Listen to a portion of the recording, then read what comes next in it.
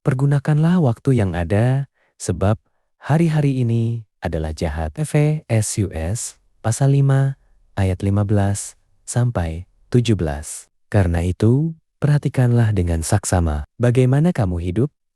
Janganlah seperti orang bebal, tetapi seperti orang arif, dan pergunakanlah waktu yang ada. Karena hari ini adalah jahat. Sebab itu, janganlah kamu bodoh, tetapi usahakanlah supaya kamu mengerti kehendak Tuhan. 1.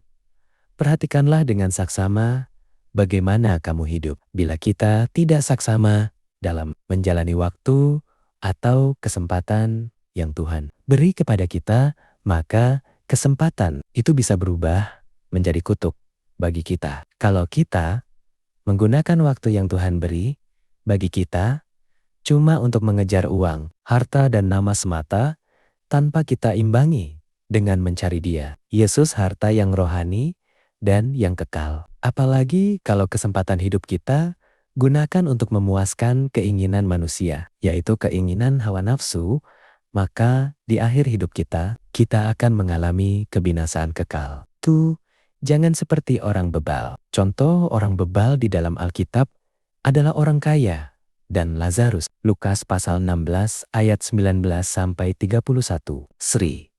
Tetapi seperti orang arif. Siapakah dalam kisah Lukas 16 ayat 19 sampai 31 yang bertindak arif selama hidupnya dibandingkan dengan orang kaya? Apakah Lazarus? Abraham? 4.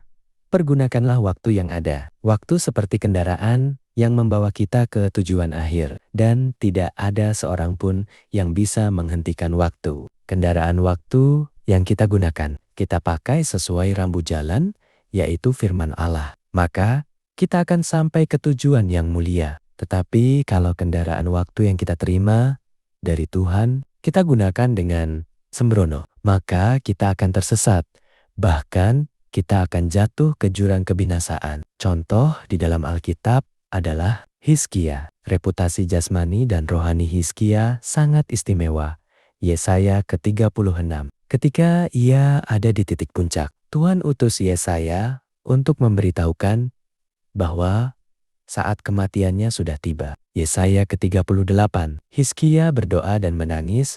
Tuhan tambahkan bonus umur 15 tahun lagi. Yesaya 39. Hizkia tidak menggunakan waktu kesempatan yang Tuhan berikan kepadanya dengan bijaksana. Hizkia menerima Raja Babel, Merodak Baladon bin Baladon ke istananya dan menunjukkan seluruh kekayaan dan kekuatan kerajaannya. Yesaya menegur keras Raja Hizkia dengan firman Tuhan, tapi Hizkia menganggap remeh firman Tuhan. Akibatnya, beberapa tahun kemudian, Raja Babel menyerang Israel dan membunuh bangsa Israel. 5.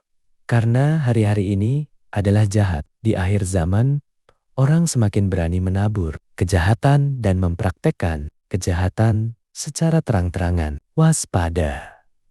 Jangan lengah apalagi tertidur. Seperti nasihat Paulus kepada jemaat Roma. Inilah kondisi dunia sekarang. Menjelang kedatangan Yesus kedua kali, makin dekat dan dengan makin maraknya kejahatan di dunia ini. Kalau kita tidak waspada, tanpa kita sadari, kita ikut-ikutan menabur perbuatan daging, yaitu perbuatan hawa nafsu, dosa yang bertentangan dengan firman Tuhan.